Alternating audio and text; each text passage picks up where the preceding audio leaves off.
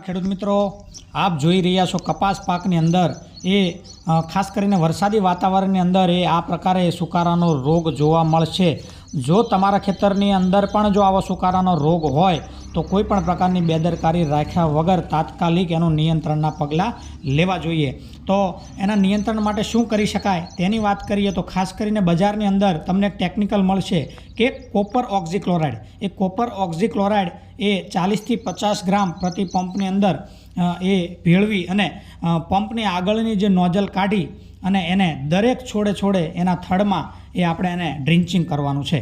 એટલે કે આવી રીતે જો તમને ક્યાંક આવા છોડ જોવા મળે તો તાત્કાલિક બેદરકારી રાખ્યા વગર એનું નિયંત્રણ કરવું જોઈએ। જો એનું નિયંત્રણ સમયસર ના કરીએ તો આ જે સુકારાનો રોગ છે એ આજે તમને 5 છોડ જોવા મળે તો કાલે 15 છોડ થાય અને પરમ દિવસે એની સંખ્યા વધતી જાય, એમ કરીને સુકારાનો રોગ ઝડપી વધતો હોય છે।